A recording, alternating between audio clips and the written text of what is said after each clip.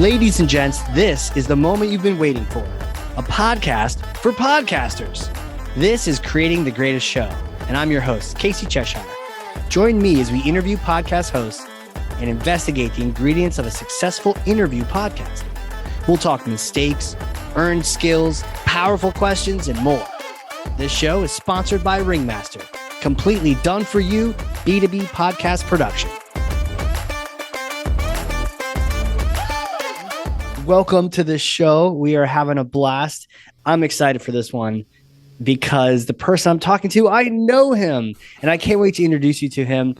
He is brilliant. I can't wait to learn from him. Well, who is he, Casey? He's a podcast producer, a digital media specialist, and an audio engineering expert. And when we talk about creating the greatest show, how you sound is so critical. I can't wait to learn more from him on this topic. We're also going to get into a little bit of video. Fun fact, he has a passion for the environment and often rides his bicycle to work. He first honed his skills in radio and then has grown into multiple podcasts, producing multiple podcasts for B2B industries, services, even universities. Podcast producer at Ringmaster, Liam Gousios. Welcome to the show, sir. Thank you for having me, Casey. Excited to be here. Welcome, dude. This is great. It's like we're talking to each other, and we're actually in two different rooms just because we wanted to emphasize what things sounded like and get after it. So I'm going to stop talking because really this is actually a special episode all about audio and how you sound. And we're going to get into it because you're an expert in this topic. So with that, I'm going to stop talking and pass you this question. Here it is, the question we ask everyone at the start of the show. Pull back the curtain for us and share your most important strategy for a great podcast. Yeah, absolutely. So I think my most important strategy for creating a great podcast is knowing how to use your microphone properly. There it is. Knowing it. And this has got to be one of the, if not the top strategy. This is the thing. If you don't sound right, no one's going to listen. Exactly. Yeah. I mean, people are coming to listen to your podcast. If they get on and it's really echoey, really terrible audio, they're just going to they're going to shut it off. You could be a Nobel Prize winning speaker. You could be talking about how you're developing a cure for cancer, but if it sounds like you're being recorded over a drive-through intercom, no one's going to want to listen because it's just not going to sound very good. And I feel like we've gotten, just like we've gotten used to buying things easily on Amazon, we've gotten used to hearing good audio from everyone's favorite podcast. So if you're creating one and you're trying to get in on that action, if you can't meet some standards, then people they flush you out, man. They're going to get another podcast. Life's too short. There's something about that audio quality. And I guess the crazy thing is here, there's the guest's audio and the host's audio. So we've got a lot of different avenues for destruction here. Oh, absolutely. And that I think can be part of the challenge, is that there can be so many variables. And I think what might disappoint people a little bit is that we're actually, right off the bat, we're not even going to talk about any gear. When it comes to getting good audio, it starts with your environment, first of all, where you're recording. You want to pick a good recording environment because a microphone, what a microphone is really, it's a device that picks up sound. That's what it is, full stop. If there's sound going on, like my voice, that I want to be picked up, it's going to pick that up. If there's a construction worker operating a jackhammer in my street out front of my house, it's probably also going to pick up that sound. So starting with a really good environment to record in, that's going to give you the best leg up regardless of your microphone. Now, there's a lot of stuff that you can control. There's also a lot of stuff that you can't control. For example, if there's construction going on outside and you've got to record a podcast right this second, you can't go outside and say, hey, can you guys pause your jackhammer for an hour? I got to record this podcast. Here's $20. Take a break. Yeah. But if you have, access to more than, if you've got different locations you can go to, start by finding the location that overall has the quietest environment for you, right? You go in, and it should start with listening. Go into your environment, go into your room, and just listen for noises in the background. And if you hear stuff, kind of ask yourself, okay, is this something that I can address? Can I fix this? Is it a fan in the background, an AC unit that I can turn off for an hour while I record? Or is it something that I can't change about my environment? And you want to go through that and just get yourself the quietest environment that you can. And again, if there's stuff that you can turn off, turn that stuff off. For me personally, I know I like to fidget. I'm a fidgeter. So I've removed basically everything on this desk in front of me besides my laptop and this microphone, because I know if there's a pen in front of me, eventually halfway through I'll pick that up and I'll start clicking it, and that's going to make sound, and that's going to show up on the recording. Set your chair. Tell me, I mean, I like, sometimes I'll fidget too. How much, I guess this eventually gets into the microphone. By the way, I love the fact you brought it to the basics, saying, look, a microphone's job is to pick up sound. So if you're making sound, or if you have a shitty environment, it's doing its job picking up sound. It's not its fault. It's your fault for not finding a better environment, or trying to turn things off. But how much of those clicks do get picked up? I mean, I guess that's the question. The clicks, or slamming on your desk, or just how sensitive can these things be? Yeah, I mean, well, we can find out right now, because luckily for you, I did actually. You saw me how far I had to reach off stage. I've got a pen, right? So I'll click this. You can listen to it. And again, it's going to vary. It's going to vary, how clicky your pen is, how sensitive your microphone is. Right now, I'm talking into a Audio-Technica ATR 2100X. We'll get more into the details on that. It's a pretty common microphone. So here's me clicking my pen. Oh, I can hear that. Yeah, you can hear it. Yeah, it's not super loud and annoying. Like if it was right in front of it, I don't know if that's louder. Yeah, I can hear that. Drive people crazy, but this is the episode to drive you crazy. We want people to hear what it sounds like. We want you to hear. Sometimes as a host, if you're the offender doing it, you don't necessarily hear. One thing I like to do. I want to ask you on this. Sometimes I'll take my pen apart. I wonder if you can hear that too. Can you hear that in the background? No. Okay. Maybe a little bit. And again, it's guilty pleasure. In the moment, deconstruct the pen. Anyone else do that out there? But that's something that I find I have to do myself. Because again, I'll sit there and I'll just kind of fidget. I'll pick up a pen. I'll pick up a little statue on my desk, whatever. And I'll kind of play around with it, and that is going to also get some sound there. But also kind of on the flip side too. It can be it for me. I could just sit there and fiddle with my pen, and then someone asks me a question, I'll be like, oh wait, what were we talking about? I was so focused on this pen that I was fiddling around with. So a little bit of a bump there for audio quality, but also just recording as well too. Got it. And so by the way, you started with environment, and I'm excited. I want to talk a little bit more about environment.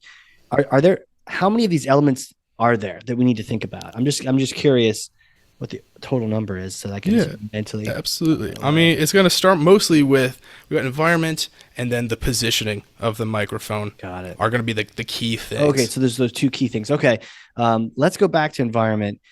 Turn off things. Anything you can think of that we should, are like some common turn off things. I think you mentioned AC unit, or watch out for the heat. Yeah, or if you've got like I've got a fan right here, right now. I'll turn this on. So I don't know if that's being picked up. This is a pretty small fan, but again, if you've just anything you've got kind of going on in the background, the quieter you can work to make that room, the better. Yeah. Because again, you're going to be listening to this through your earbuds, through your speakers, and you're going to hear basically everything the microphone picks up. And you've got a decent mic, right? So I could hear an underlying. I didn't know what it was, but I could hear an extra line of something underneath. And that's with a good mic. If you're on your laptop sound, I mean, that's probably just going to blow it out of the water. Oh, absolutely. It's going to be picking that up. It's going to be picking up every little kind of squeak of the chair, if the table wiggles a little bit. You mentioned kind of thumps on the table. That's also something to consider, is if you've got a table right in front of you, and just a heads up to anyone, you'll hear some thumps through the audio. If I just kind of if I go and rest my arms on it, or if I kind of tap on the table, that sound's going to go up. Even though I've got a boom, a little bit of that vibration is going to be transferred through the boom into the microphone, and you're just going to hear a lot of low-end rumble, which is not particularly nice to listen to. Right. So part of that also includes setting up your space so that you're comfortable, so that you're not going to be knocking into things, hitting them, and causing those vibrations. Now, with your setup, there are a lot of ways that you can also work to mitigate that, but ultimately, we want to start with the best quality that we can give our microphone. It's kind of this idea of signal flow. The signal flow is basically the path that the sound takes to get from my mouth to the listener's ears, and there's a bunch of different steps along the way, but through each of those steps, you can't make the audio any higher quality. You can edit it and tweak and adjust things, but I can't I can't, there's not just a magic button I can press on an editor to say, hey, make this file higher quality, make it have recorded in a higher quality. There are a lot of really cool tools out there which we can dive into, but you want to set yourself up with the best situation before you start recording. Makes So sense. that way you don't have to try and take out every little squeak, every fan hum. And again, there's a lot of really powerful tools out there that can make the best out of a unoptimal situation. But if you can get yourself into an optimal situation before you start recording, that's going to just take your audio to a whole to the next level. This is a really good point. In this, I could picture this in my mind. I love this because you're talking about how whatever you capture, that's what you get. Yeah. And then it only can get worse from there. And I guess one of the things is you mentioned you have tools, and we could talk more about that. You could, in my mind, you can make things less bad. You can try to remove some of the interference, but you're not going to ever elevate the sound better, higher quality as it's going. Like you capture it, you captured it. Yep. So it's almost like start with the best you can capture, whatever that thing is, and then know that as you go, it's going to be going down and down and down. Interesting. Signal flow. Exactly. Yeah. Okay. So that's kind of everything that's the major stuff with environment is, again, just Okay. making sure that you've got a as quiet as you can make it within reason environment to record in. Now you don't have to, like, you'll notice if you look around, this room's not treated. There's no acoustic foam in here. Again, depending, and it all kind of depends on the level you want to shoot for, right? If you've got $1 million budget and you want to cover every inch of your space in acoustic foam, go crazy. And while treatment of room can help, again, it's not a fix. It's not a Yeah, tell me cure about all. that, because I guess that goes to environment too. Like audio treatment and foam. Should we be buying foam and that kind of thing? Yeah. Foam can absolutely treatment of a room absolutely helps, but it's one of those things that you have to do it with intention too. If you just slap a bunch of foam on the walls, just kind of willy nilly, and expect it to make you sound like you're on NPR, you're probably going to be a little disappointed. Audio acoustics is a whole other. There's a whole deep dive to go on that, and I am by no means an acoustics expert, but. Today you are. Yeah. But, ultimately, okay, so that's a good point, because I can totally see myself, other people getting a little crazy, ordering a bunch of foamy things and being like, I treated my room. But ultimately, what you want is the worst case scenario would be to record in a completely empty room, like a glass room, completely empty glass room where it's a square, because you're going to get a ton of reflections. Glass is a super reflective surface. You've got a bunch of, parallel surfaces. That's the worst case. Is like a really reflective parallel surface. Sound's just going to bounce all off. Now I'm in an office. We've got drywall, which is less reflective than glass. It's still not perfect. But again, maybe the treatment of this room would be maybe lower on the list of things to address than, say, if there's an HVAC unit running, because it's going to be some smaller reflections. Now, what you do ultimately is you'd want kind of some soft-bodied surfaces. We've got carpeted flooring, and we actually have a popcorn ceiling, which, despite how ugly they look, do give a slight benefit to the audio quality, because they're not a completely smooth, they're a little kind of porous surface. Yeah, But that thing's from the 1900s too. yeah. But, a little bit of foam in the right places just to kind of prevent reflections in the room. Again, you don't need to go crazy. You need to cover every inch of your walls in acoustic foam. But in the corners, particularly if you've got 90-degree corners, anywhere there's particularly some pretty egregious parallel surfaces, just adding more into the room. It's like if you've ever, you move into a new house or an apartment, you step in, there's no furniture, and it's kind of echoey. Yeah. But, once you get your couch, your rug, your TV, all your furniture in there's not as much echo, because all of that stuff in your room is absorbing or kind of diffusing the sound. So that can also furniture be is part of good. it. So absolutely. Yeah, because I can see some people trying to like clear the space. This is my recording space, and get rid of that stuff. And the problem is now we've created more of these echoes.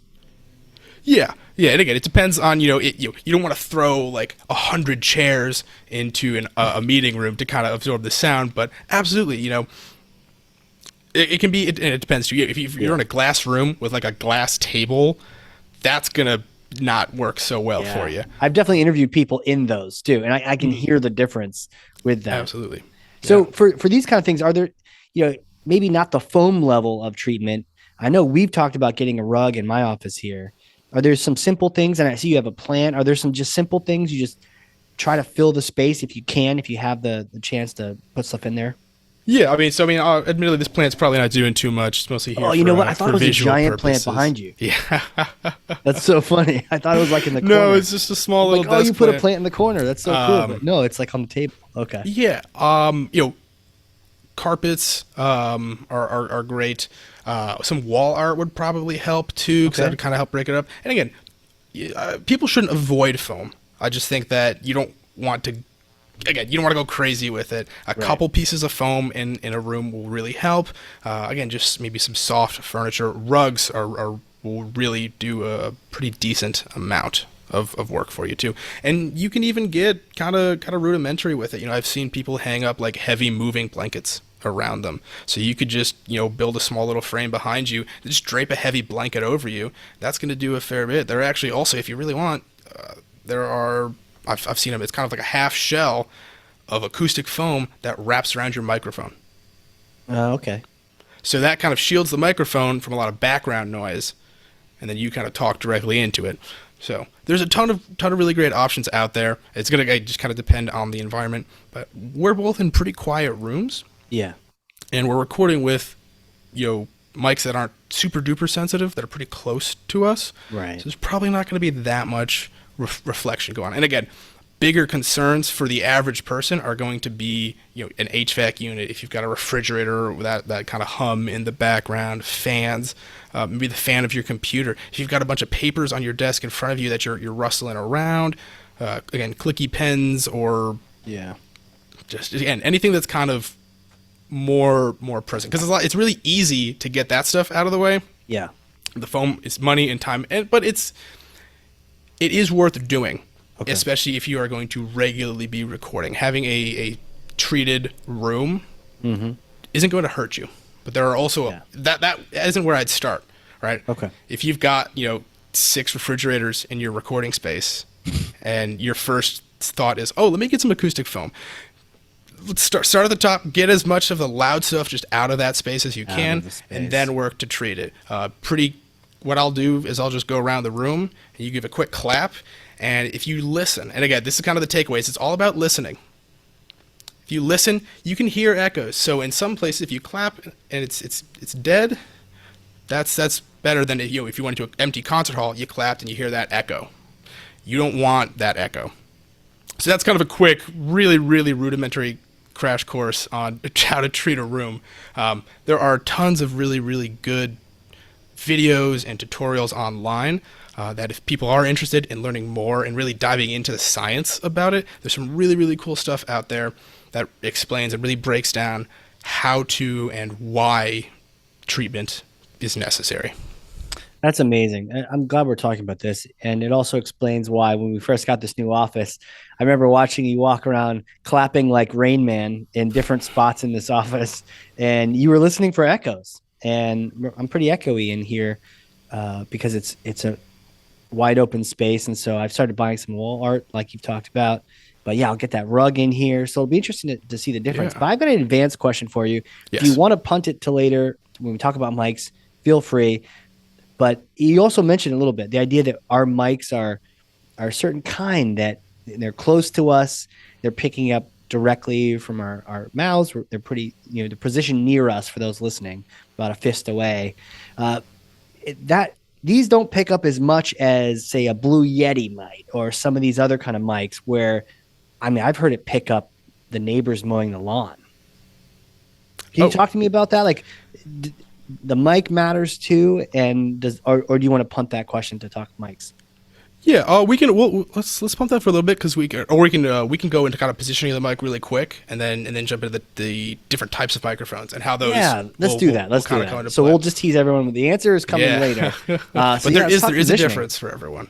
We'll get there, because there's a lot of thoughts to be had about different types of microphones as well too. When it comes to positioning, ultimately, good starting point. Maybe about a fist, or some people will do kind of like this away from your mouth.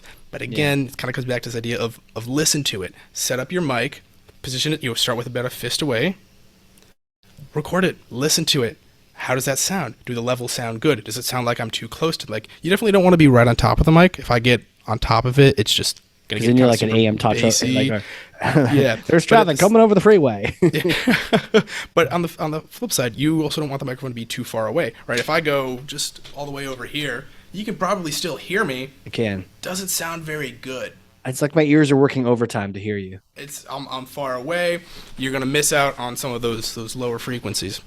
So, about kind of maybe 6 inches away from the mouth. Again, set that up. Listen to it.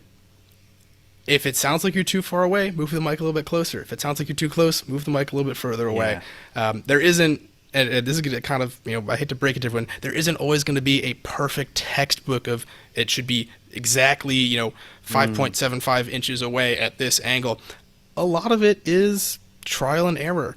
See how it sounds. Because again, that's the whole thing it's people are going to be listening to this. So listen to it, see how it sounds. And if it doesn't sound good, you got to adjust it. Now, the positioning of the microphone, there's a lot of different ways that you can do it. You've got it below your mouth. Mm-hmm. I've got it off to the side. Yeah. It's not going to make...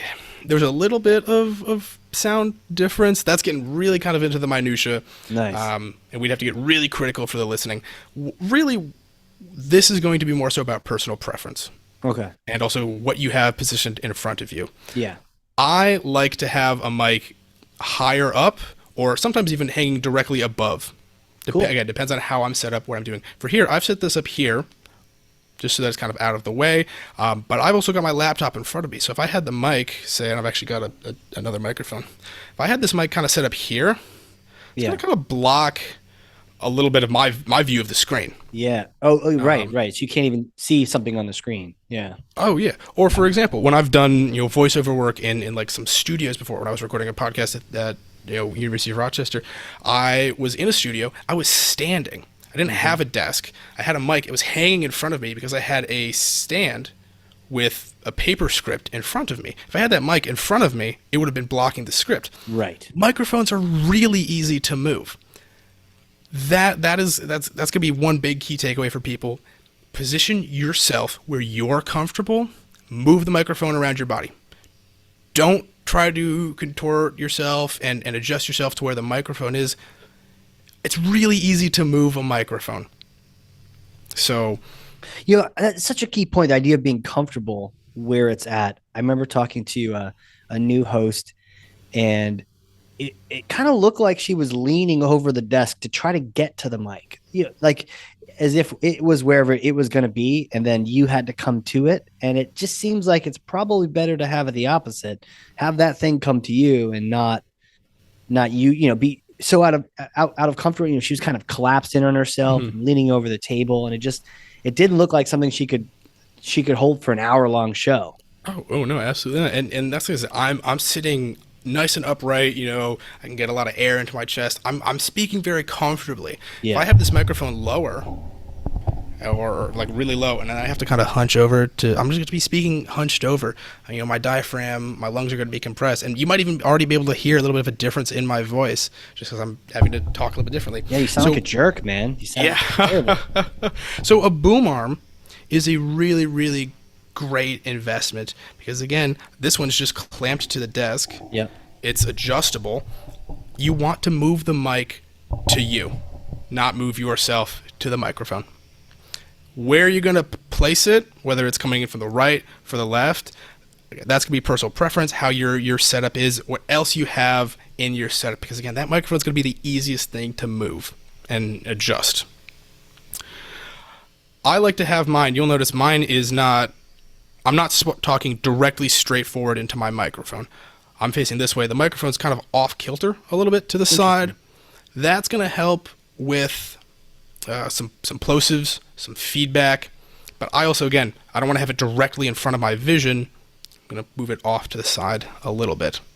Talk to me about plosives and feedback. 'Cause that sounds cool. Absolutely. So this will just be kind of a quick warning for people. This next bit of audio is going to be purposely bad. So a plosive, what that is it's a burst of air from your mouth on particularly harsh sounds. So your P's, your B's, your S's to a degree. So I'll get real close on the mic. You can hear me if I go just go. Puh, puh, puh. It's there's a burst of air that is going to hit the microphone capsule and distort it a little bit. And it's not a fun sound. It just sounds really, really terrible to listen to. And if you have a lot of those, that can turn someone off of a recording very quickly. So if I were to say, like Peter Piper picked a pack of pickled peppers, right? Yeah.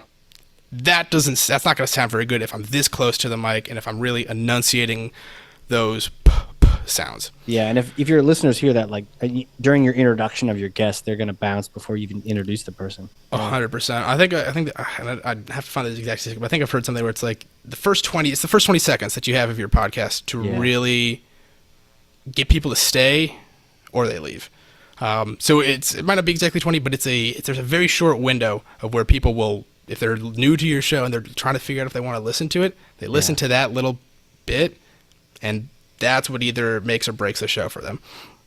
Now, because I've got this off to the side, when I do those plosives, most of that force is going to go straight out of my mouth. So it's going to kind of skirt around the microphone a little bit. That's smart. It's not going to be, like I said, it's not 100% perfect. Part of that also is the technique that you use where you just kind of have to maybe consciously try to take a little bit of the force out of those plosives. So not just being so puh, puh, puh. Got to kind of yourself try to reel it in a little bit on those sounds. Kind of eat those things, huh? Instead of projecting them. You're not projecting. It's not a stage. Exactly. Now, a microphone like this is going to come with a built-in windscreen, which also helps. If I were to take this little shiny metal grill off, there'd be a layer of foam on the inside. That's going to do a little bit for you, but a pop filter is another really, really good kind of piece of kit to get. And what that is just a thin screen. It could be mesh, nylon, or like a little metal grill that sits in front of the microphone between your mouth and your microphone. So if you have a particularly sensitive microphone or you're particularly sensitive to creating those sounds, a pop filter is a really great piece of kit to get. You can go pretty crazy high end with them. You can also get some for like $10-15. They're going to work pretty well. Gotcha. That is a really, really good piece of kit to have in addition to your boom arm. Because with your boom arm, again, not only for positioning, if you have a table-mounted tripod, that is going to pick up more of those vibrations from the desk impacts than a boom is. And now a shock mount is kind of a nice extra third piece to that equation. So a shock mount is what's going to connect your microphone to, it's a special kind of connector. This is just a plastic clip right here, but a shock mount, it's got some sort of absorption in it, usually kind of like a rubber nylon strings that kind of hold the microphone. Those just cut down on the vibrations that make their way to the microphone. It's another great way to just kind of set up your mic for success. Gotcha. And again, you can avoid a lot of those impacts just by not touching the table. But again, kind of redundancy, building in redundancy there of just setting up yourself for success to have the cleanest audio you can. So a pop filter, if there's a shock mount for your microphone, and then a boom arm, those are going to be some of the pieces of kit really for any microphone that will help your quality sound better. I'm glad you brought this up. I think the underlying statement here, like the caveman statement for people like me is don't hold on to your mic, right? Yeah. Not only don't have it on a tripod in front of you, because something like even this mic came with this little cheap little thing that just sits there, but that's really picking up your desk. But don't hold it. And I've had people holding them. Sometimes we've done that at like events and whatnot, but now you don't have any boom. You don't have every little touch of I don't know if you could touch your mic or whatnot, but I remember people like moving it around in their hands and you're hearing all of that. And it's worse than all the plosives and all the lawnmowers in the world if you're moving that thing around. So it's like you can't touch the mic. Yeah, absolutely. And last kind of just little, I guess, understanding about like how your microphone works with your whole setup is understanding your microphone, it's a tool that's just one part of your overall recording workflow. Other good questions to ask yourself are, what are you recording into? Are you going to record locally? Are you going to record over Zoom?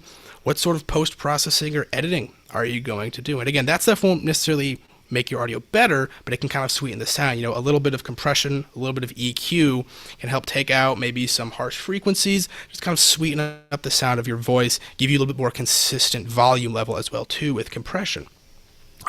There are, and I hesitate to always recommend these to people because you want to use them as a tool rather than a crutch. Audio repair plugins. One of my favorite tools, softwares that I've ever used is Isotope RX.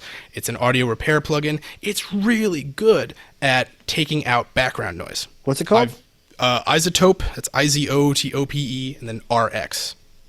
It's their suite of audio repair tools. So you can just take a file, run it through it. It'll give you even some recommended presets. For example, I was editing some audio that was recorded at a trade show. Someone was interviewing a guest on a condenser mic, and people were just, lots of people talking in the background.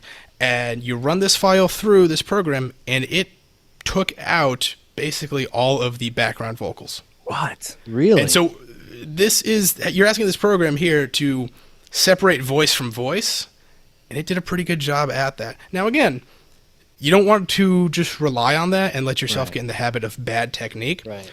But if there is a troublesome bit of background audio, a hum that you really want to take out, or it's something that you missed when you were listening to the room or trying to get set up that you hear when you're recording, plugins like those can be a powerful tool, again, when used properly. You don't want to rely on them and just say, oh yeah, I'll record whatever quality, I won't even worry about setting up. But plugins like those can be a very valuable tool in your overall workflow.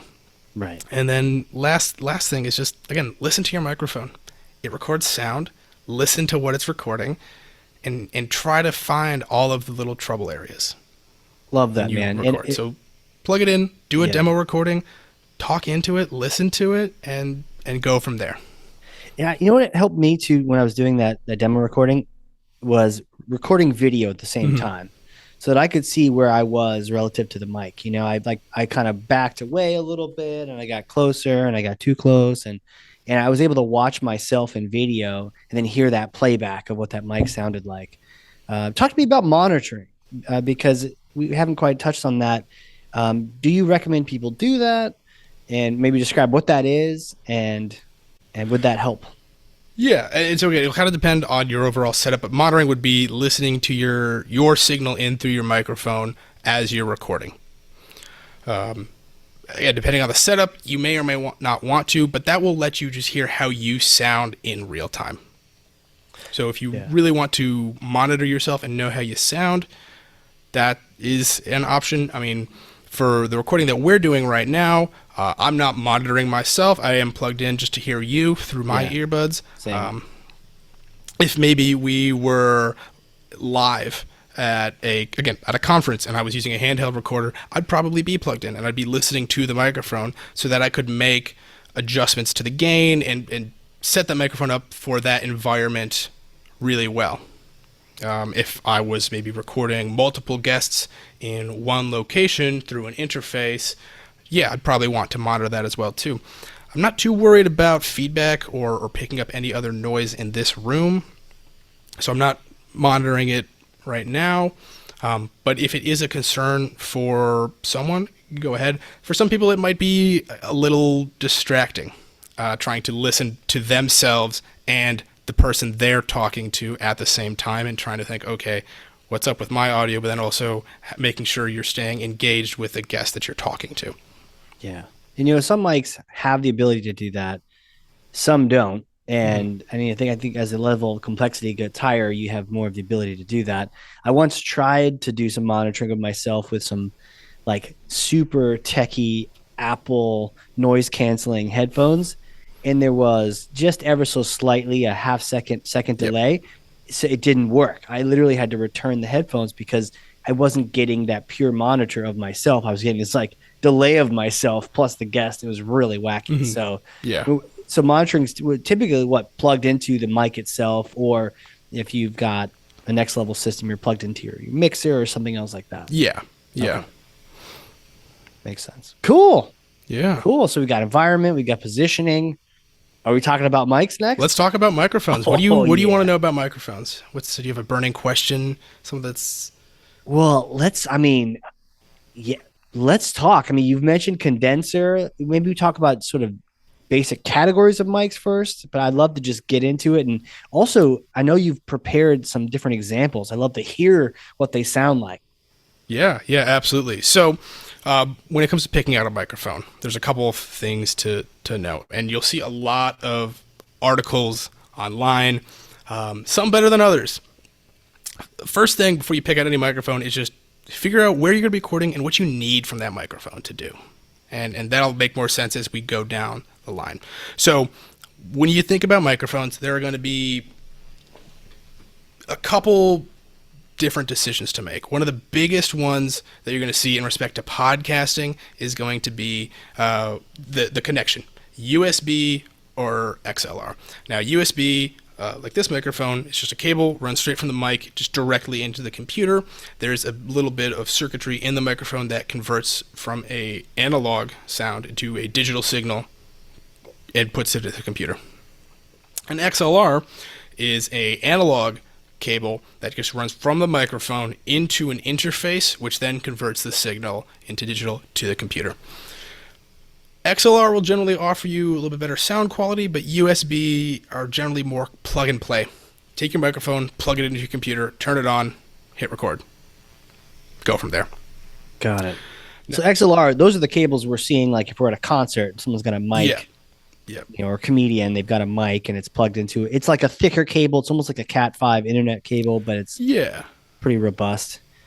They're a little bit chunkier, a little bit thicker. Advantages with XLR is that you have a way wider selection of microphones. Generally, and this isn't necessarily XLR exclusive, but generally you'll see higher quality microphones built for XLR. You generally will get a little bit more adjustability through the interface as well too. You can big advantage to XLR is if you're going to record locally and you want to record more than one person, you really want an XLR interface because you can hook up 18, 20, however many microphones you want to the right interface and record them all at the same time. It's kind of hard to do that with USB. It's a real pain. But again, a USB, there's a lot to be offered through a USB package. It's pretty simple setup, pretty plug and play, and they can generally be found for a little less than a microphone plus an interface setup can be found. Okay. Another big deciding factor is going to be dynamic versus condenser microphones. Real quick overview of those, just to keep it as simple as possible. Two different types of capsule. A dynamic is generally considered to be less sensitive, and a condenser is generally considered to be more sensitive. Dynamics are they are more rugged. Condensers are more fragile. So if you go to any live event, concert, speech, there's a really good chance that the microphones used there are going to be dynamic, because there's a good chance that when you're setting up all these mics, when you're moving gear around, something's going to get dropped. So if you've got your $100 dynamic microphone that you drop, that you can then pick up and then keep recording with, versus a $500 condenser that you drop and now you're out a microphone, it's a pretty obvious choice to go with your more rugged microphone. There have been some really fun, cool, like torture tests of the Shure SM58, which is a legendary microphone where people have run it over with a car, they've chucked it into the ocean, they've like set it on fire, and they take that mic, they plug it in, and it sounds almost like new. So there's some really, really durable dynamic mics out there. Now, obviously, you want to treat all your gear well, but dynamics are generally also a little bit tougher than your condensers. Now, a condenser is a more sensitive microphone, and that's a pro and a con depending on your environment. If you're in a pretty noisy environment and you have a more sensitive microphone, the more sensitive microphone is going to pick up more noise. On the flip side, it's also going to pick up more of your voice. So a condenser generally, this is a big, a condenser generally can sound better because it picks up more. Now, that's a bit of an overstatement because, again, there's a lot of microphones out there, It can be situation dependent. Um, but condensers more sensitive. You'll generally see most of the microphones in a mic closet in a studio are condensers. There are still a lot of dynamic microphones in that cabinet, but a studio is also a really well treated, very quiet environment. Right. So that's kind of the quick crash course. So if you have a quiet recording environment, a condenser could be a good option. And I see that on a lot of articles online where they say don't even think about a condenser because they're already operating under the assumption that the environment that you're recording in is super loud and noisy.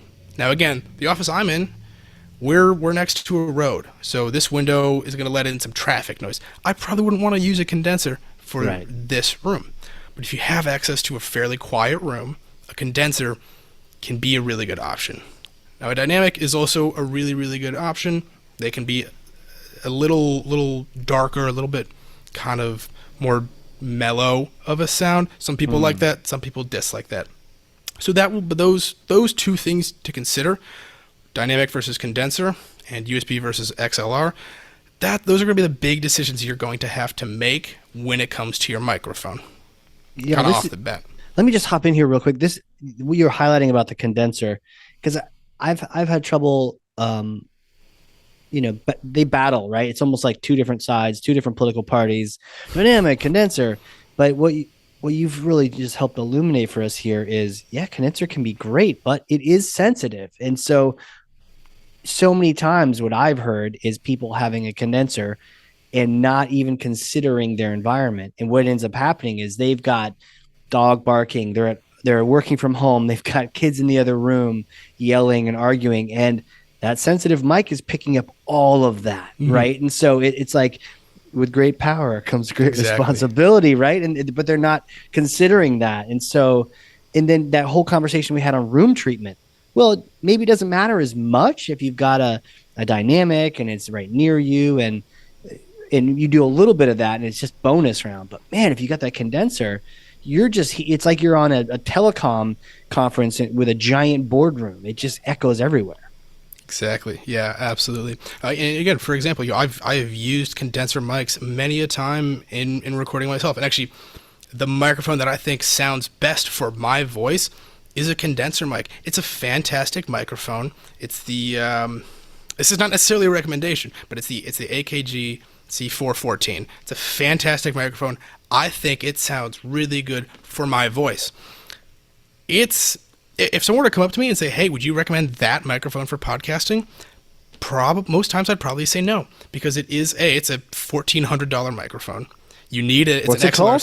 It's the AKG 414. It's a great microphone, and I've actually got some recording that I've done with that we can throw in here. Yeah. It's a great microphone. When I recorded an episode for Here You Are at the University of Rochester, that was the microphone I used for my voiceover, but I was also in a recording studio. It's an XLR mic, so you need an interface. You need a lot of other stuff with it. It's a great microphone, but if you're recording in an office like this, that would not be my first choice. Yeah, you'd sound terrible, right? Like you'd have the most expensive mic ever, and then you'd sound like you're a hack because we'd hear everything. Exactly. Yeah. And so that's part of it is kind of considering where you are and what you want out of your microphone, right? Again, if you've got a quiet, decently treated room, go for a condenser. If you want a little bit better kind of background rejection, go for the dynamic. Or again, if you also, you can generally get dynamic microphones a little bit less expensive than you can get a condenser. Like you could set up for Shure SM58s, just 4 microphones, $400. Yeah. So that's also kind of just about figuring out how many people you need to record, what your budget is, and we don't have to get all into that because we could think up a million different scenarios and find a different mic for each of them. Right. And I don't want this to turn into, I don't want people to come away from this thinking, oh, this is what Liam said I should get for a microphone and setup, so that's what I'm going to buy, because it's different. And that's the thing is that I've used a bunch of different mics all throughout, my professional experience, but also just my personal life to do different things to meet different needs. But yeah. And that makes sense. I know it's hard to suggest one mic, but I think this kind of explains why we tend to recommend, at least for now, until we change our our go-to. But like this, the one that we're Mhm. using right now, this is pretty good. It rejects some noise. We got a little bit of noise from the street. Haven't really treated the rooms, but they generally they're better than like a Blue Yeti, which I hate. Oh yeah, 100%. Can we talk about that? Can we? Yeah. I mean, is it the Blue Yeti or is it just the sound treatment? Is it the environment? Because I hate the Blue Yeti and the Snowball and anything from those guys. Is it Yeah, because it's a condenser in an unprepared room, or do those mics just suck? little column A, column B, and that is also important to consider with microphones. Is Yeah. you know, again, you don't have to go crazy, super expensive. Like the microphone that I'm talking into right now, this is like $100 USB microphone, and it sounds pretty decent. There are microphones that sound better. You also don't want something bottom of the barrel though. You don't want to get like a $20 microphone, plug it in, because it's not going to sound very good. With a inexpensive condenser, you definitely do run the risk of it just being really sensitive and also maybe just not sounding very good. And that is really something to consider, and that's what I would really recommend to everyone to do before they buy a microphone, is go and listen to some recordings done by that microphone. There are a bunch of really, really great people out there who basically just do microphone reviews online, and they will record microphones back to back. There's this really great guy that I've really been enjoying his content online lately called Quietest. So he'll review a mic, he'll do like a typing test, he'll do like a background noise test, so that you can hear for yourself, okay, how does this sound for voice, but then also how much noise does it pick up? But yes, Right. so your condensers are just going to pick up more noise. Got it. And the overall quality of the microphone will generally relate to how well it sounds and how nice it sounds. It's not always a one-to-one. If you have spent twice as much, it doesn't necessarily sound twice as good. But a inexpensive microphone that's trying to do a lot too might not always be the best option. And when I say that, what I mean is different polar patterns. And this maybe we're getting a little advanced here, but so a microphone like this is going to have a single polar pattern, and the polar pattern is kind of the pickup range of the microphone. Most microphones are directional. This is a cardioid polar pattern, which means it's going to be mostly in the front, a little bit on the side, and then very little in the back. You also have, say, a omnidirectional mic, which basically picks up sound from everything around it. Now, if you have $100 and you're buying a mic that can do one polar pattern versus four polar patterns, you're going to be able to build, again, generally a nicer capsule that does one thing versus four smaller capsules that each do their own thing. I was wondering about that because sometimes we've encountered people where, I'm suggesting maybe this mic, and they're like, "Oh, I've got this one that's it's a condenser and it has all these like different. I can go different polar patterns, right? I can go this way and that way, and I can change it around." And you're saying it's not necessarily great that you can do that. It is and it isn't. So I'll talk about this mic. And this is not a sponsorship. And this isn't that other one you were talking about, right? This isn't that 1400. No. Okay. It is made by AKG. This is a mic that I own, that I use myself. This isn't a sponsorship, but if AKG does want to sponsor us, hit us up. Reach out, Casey at ringmaster.com. Let's go. But so the reason that I bought this microphone, and for reference, this is a USB condenser multi-polar pattern microphone, right? Yeah. So this is not too dissimilar this is kind of designed to compete with like a Blue Yeti. So if we're talking about all this and we're talking about, these multi-polar pattern condenser USB mics, you're probably thinking like, why does this guy own one, right? For a specific reason. So I played Dungeons and Dragons with my friends online, and me and my partner we often will play in the same room, but all of our friends are different places across the country. So it'll be two computers in one room, and if we both have a microphone, you get feedback from both of us. There's an echo. And so I was thinking, I was racking my brain. I was like, what's the solution? What's the solution? I'm like, come on, I've got the audio knowledge. I can figure this out. I'm like, is it an interface with two microphones? And I was like, no.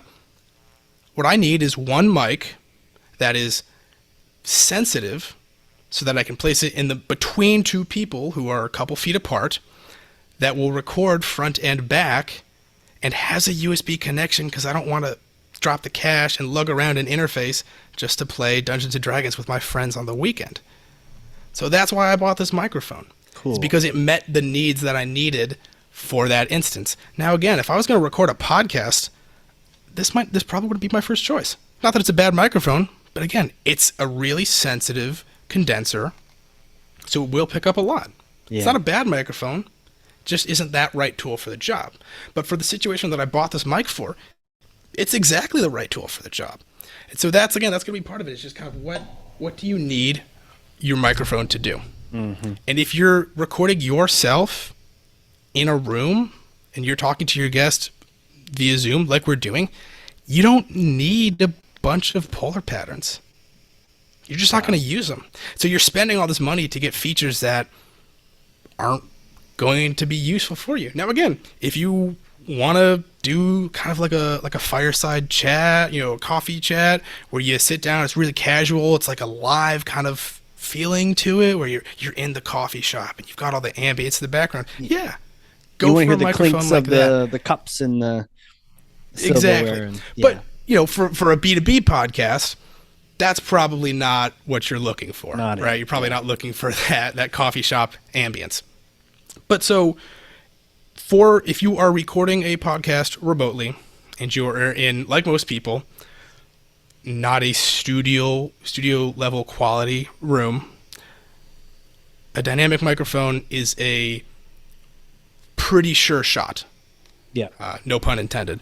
Those who know. Exactly. And again, dynamic mics are great. They're used in every recording studio in the world. They are a tool that has a purpose that meets a set of needs. So if they meet your needs and they're going to work for you, go with that mic. If you need something else, go with a different microphone. So that's kind of my little spiel on microphones and different types. So, and again, I've used dynamic, I've used condenser, I've used ribbon microphones before. Those are really... What kind? A ribbon microphone. So instead of a capsule, it's got a thin aluminum ribbon. They're really cool. It's kind of like, if you think about like that old timey radio announcer sound. Yeah. They're really cool. They're ridiculously expensive and ridiculously fragile. Like if you talk too loudly into them, the ribbon could shatter. Would not recommend a ribbon microphone for anyone. There are like tube amp microphones where they've got vacuum tubes in them. Those things are cool. Again, wouldn't recommend them really for B2B podcasting. But ultimately, when you pick your mic, it's just make sure it meets the needs that you need out of a microphone. And again, if you are in a louder room, a dynamic microphone is a really safe bet.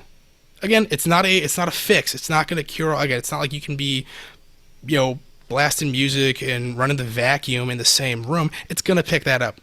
But it's that chatter of like, okay, yeah, those cars passing outside on the street. This microphone would probably pick those up. Your AKG, right? You're holding up your AKG. Exactly. Right? So like that condenser would. Yeah. Yeah, and these ATRs wouldn't.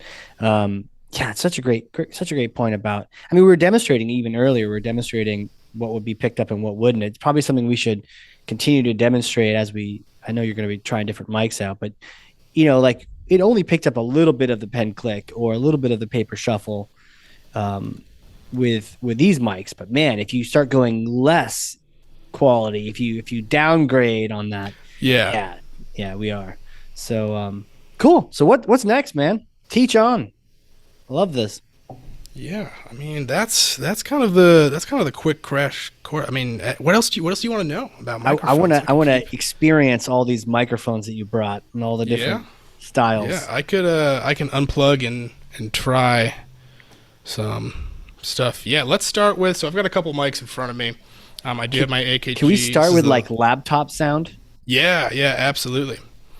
All right, so give me a second while I switch that. I'm excited about this because one, I get to hear it because I'm normally the one talking about it, but I think it'd be great for everyone to hear the differences, and maybe we even just click a pen or put some papers down as we try these different mics out.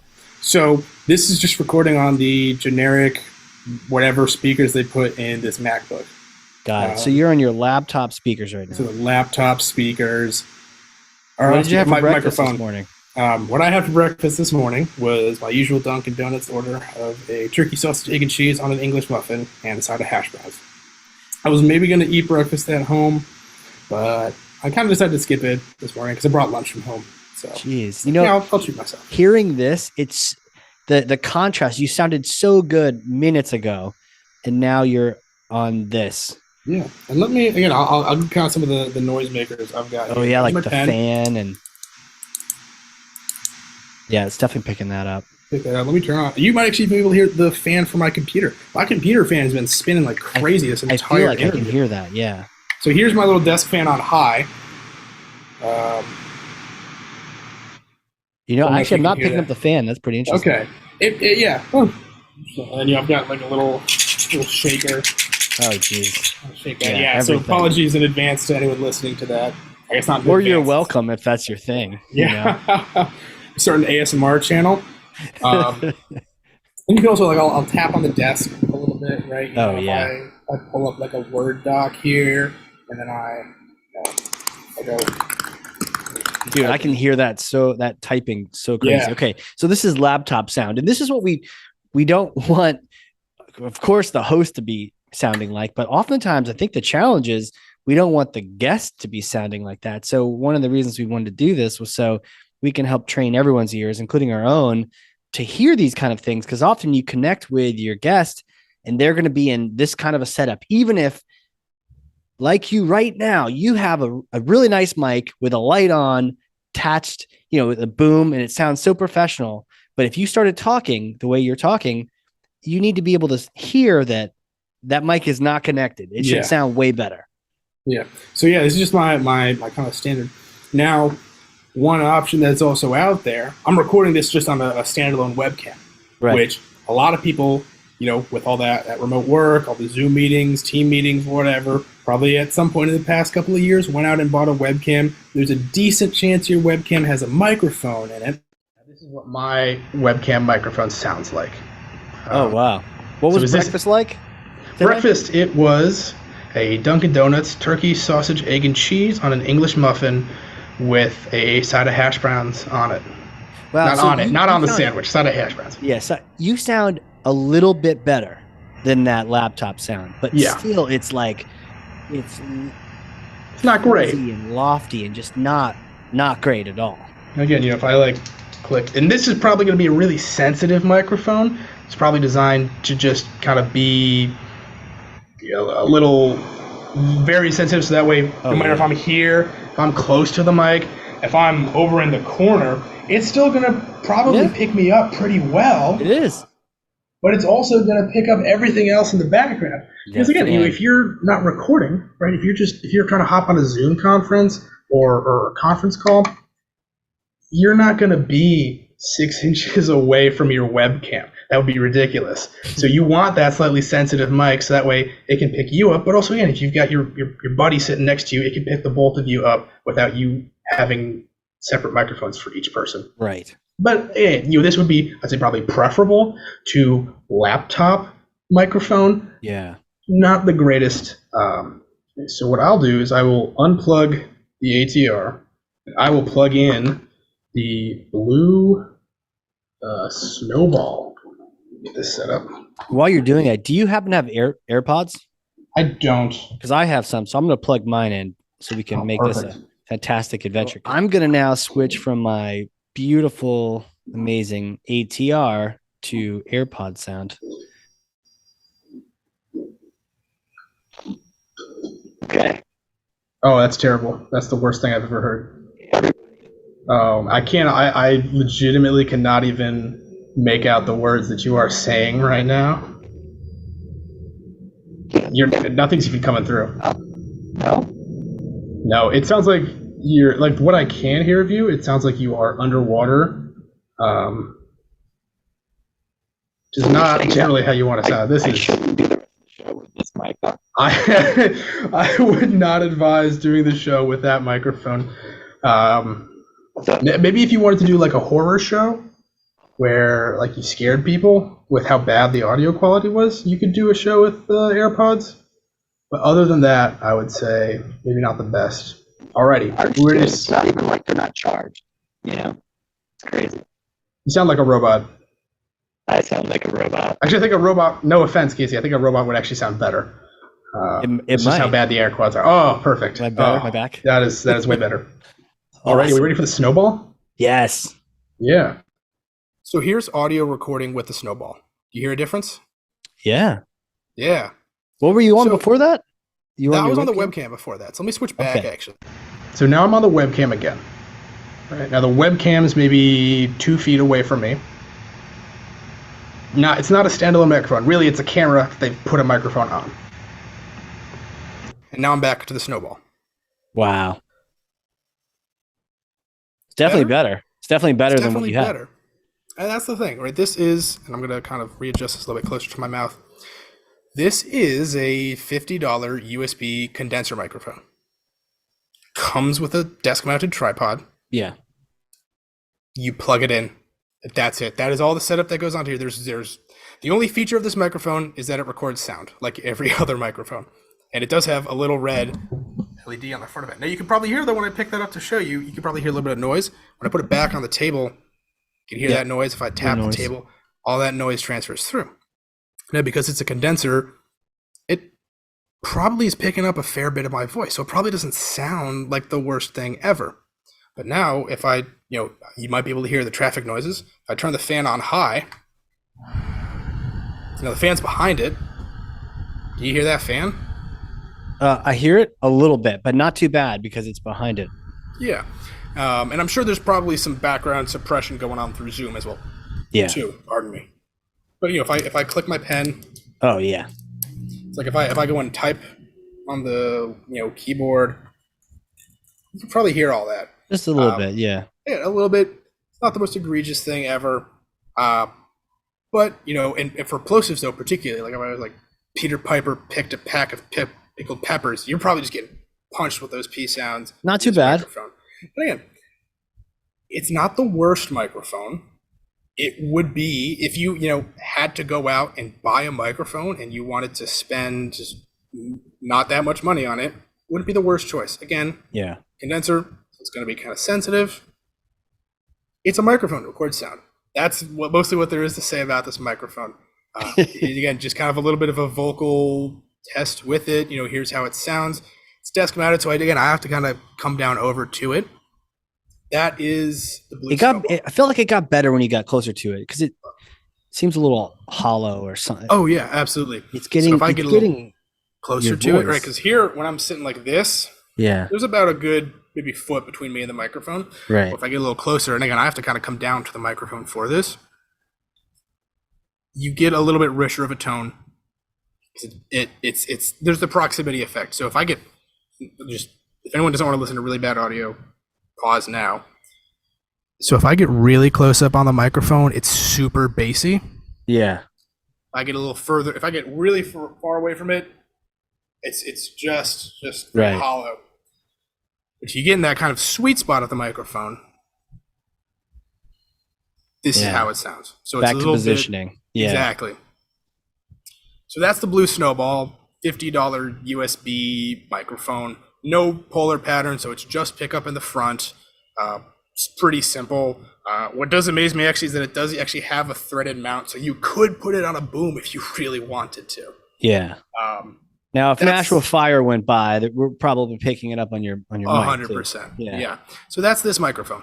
You want to try the AKG now? Mm-hmm. Yeah, this thing's pretty sweet. Let's do it. Alrighty. So this is the AKG, I think Lyra is what it's called. I don't remember the exact name of the microphone.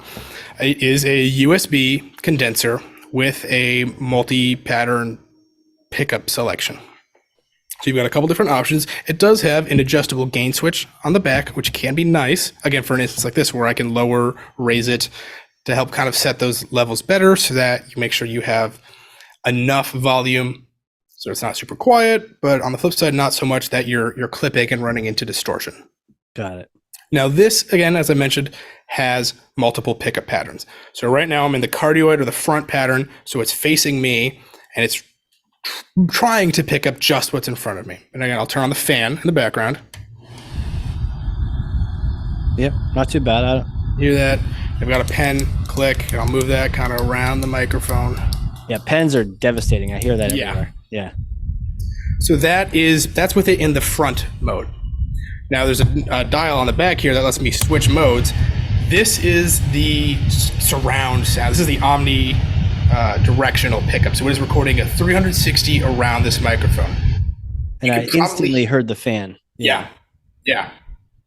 So, again, if we were to sit in this same room, or if we were to get, all of us here in this room hop on a conference, this wouldn't be a bad choice to hook up to a single computer to pick up everyone around the table. Right. Wouldn't be a great choice for a solo recording on a podcast to have it set up in your omnidirectional, because you're just going to pick up, you're going to pick this fan, you're going to pick up the typing on the computer, you're going to pick up everything. A couple other modes where you can go to like a stereo mode. So in theory, if I go to the left, you should hear me, come through a different ear. You might not through Zoom. And then you've got different modes. But so with something like this, your audio quality is going to be a little bit better than your Snowball. You've got those different modes if you need the different modes. Overall, not a bad mic. I did not buy this for podcasting. I bought this for a specific application I detailed earlier, where I needed a USB condenser multi-pattern pickup, because that's what I needed out of that microphone. So that's why I bought it. If I wasn't in that situation, wouldn't have bought this microphone. Not because it's bad, just wasn't something I would have needed otherwise. Right. I like that you practice the switching the different polar patterns, because oftentimes I've encountered guests who have a mic like that. They don't realize that they can change the polar pattern and it's set up to something else. Oh, yeah. And so their mic sounds terrible. And as a host, I need to be able to hear that and say, man, you got a pretty nice looking mic, and I'm still hearing all this stuff. Let's try switching modes on that thing and see if we can get a different polar pattern. 100%. And when we think about mics like this, because when you go and check out those articles about what are the best microphones for podcasting, your Yetis, your USB condensers, particularly your USB condensers with multiple pickup patterns, are really high on the list. And if you are recording just yourself in your room, you don't need multiple pickup patterns, realistically. Right. And so again, it depends on the use of what you're using that microphone for. Now, if I'm going to go out and do a field recording and maybe get some sound effects of like birds in the forest, and I want that, full surround where you can hear where everything's coming from, I would grab my field recorder, which is a condenser microphone, where you can switch the polar patterns. So you can choose how you want to record that.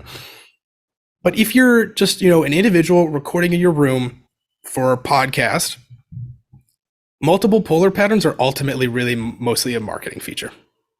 Got it. And it's also a chance for you to screw it up. It's one thing where you got to make sure it's connected to Zoom. You got to make sure that it's actually on and not just plugged in. But you got to make sure it has the right polar pattern. So it is just another thing to trip you up, really. Exactly. It's kind of a, jack of all trades, master of none. Whereas, this microphone is specifically for a solo vocal. Not specific. That's what this microphone would really lend itself to. You point it at a thing you want to record, and it does a really good job at that. And trying to pick up just that thing you're pointing it at. Right. So this microphone, it's a condenser again, so it's got that different sound profile to it. But with those different patterns, you can choose how much you pick up. But if you're not going to need to record the entire room, paying for that doesn't make much sense to do.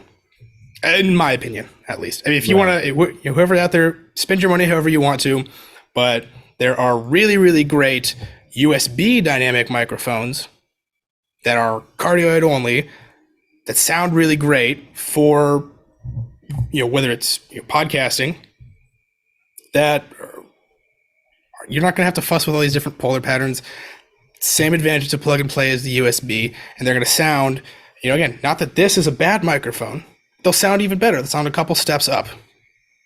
So you really do have some fantastic options out there, regardless of your budget. And it's just going to come down to picking the right mic for the right situation. Again, even your $100 dynamic USB, which I think a lot of people would look at and they'd say, oh, it's a $100 USB microphone. Like they'll have this misconception that it's going to sound bad. Yeah, if you compare it to a $1,400 AKG microphone, Sure. yeah, it's going to sound terrible. But it's all about kind of also understanding what you're using for what it is, right? And trying to get the best out of that microphone in ways that aren't just the microphone itself, like we talked about, the boom arm, the shock mount, the proper positioning. People listen to this. The majority of this episode was recorded on this Audio-Technica ATR.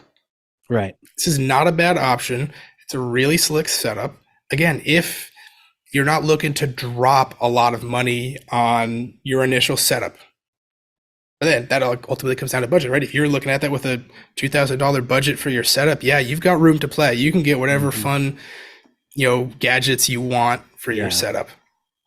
Amazing. Yeah. Do you have your cell phone on you?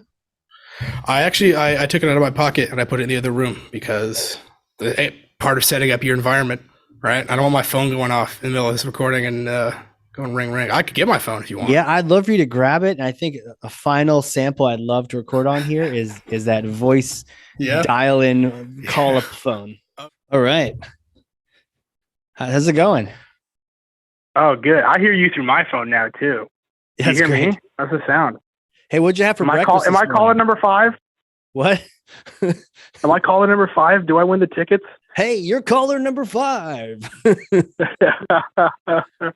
So for breakfast this morning, I had Dunkin' Donuts turkey, sausage, egg, and cheese on an English muffin with a side of hash browns. Now this is amazing because we're not going to punish people by having you on AirPods on your cell phone because we can imagine how much worse that would be. So I think the deceiving thing here is like phone isn't terrible, but there's this delay. It's like that 1990s delay or where, I tell a joke and then you laugh 2 seconds later. And then the problem that happens, and you could talk more about this, but the video essentially doesn't match the voice anymore. Yeah. So it'll probably be a little out of sync. And what a lot of it comes down to, and I mean, granted, I'll give the engineers at Zoom and all these video conferencing companies a huge shout out because they've done really good jobs via the software, making it not sound as terrible as it could be. All right. Like a lot of these programs are going to have auto noise cancellation. And they've probably beefed up the phone line a little bit. It's not great. This isn't great. Audio is probably out of sync, so the audio is not matched up to my voice, which is a hassle to fix after the fact. And to talk more about that, right? A Zoom or any of these like kind of teleconferencing, their main focus is to get people on to a voice call and to chat with each other for business purposes, school purposes. They're not really designing themselves as a recording platform. So when you call someone on the phone and you talk to them, you've probably noticed that their voice doesn't sound super crisp and clear over the phone. And that's not necessarily because we can't build good speakers or good microphones. It's for data transmission purposes. When you send your phone signal across the airwaves, there are certain parts of the frequency that get just chopped off of that recording, right? There's a certain band to save data size.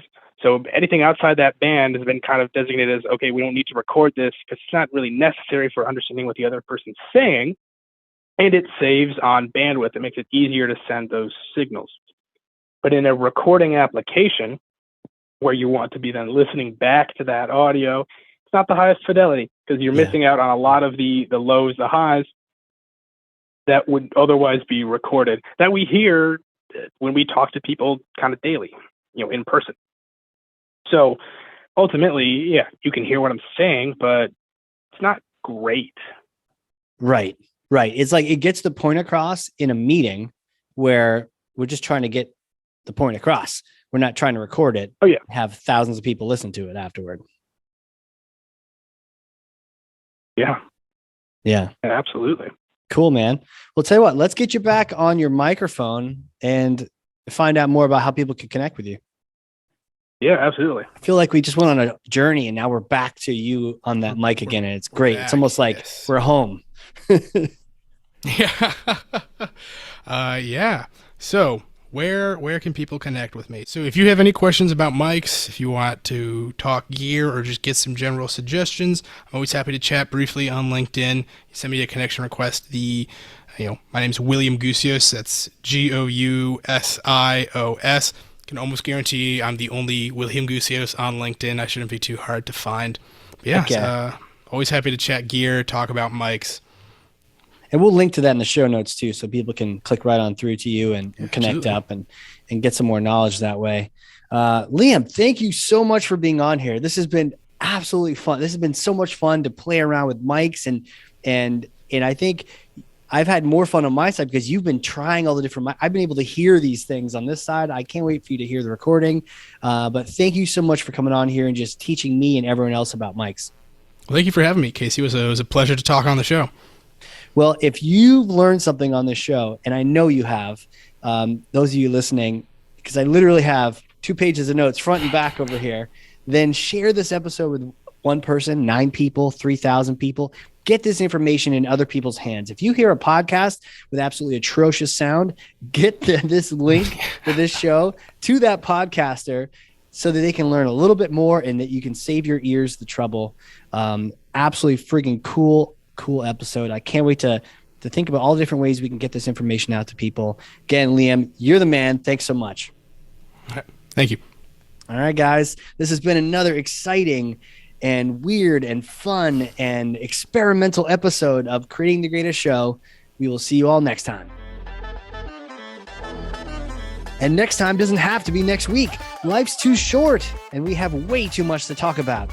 Find show notes full of takeaways, lessons, and links at creatingthegreatestshow.com. For more information on launching your own podcast or working with us to produce your existing show, come on down to the big tent at ringmaster.com. Until then, friends, whatever you do, do it with all your might. Work at it, if necessary, early and late, in season and out of season, not leaving a stone unturned and never deferring for a single hour that which can be done just as well now. P.T. Barnum.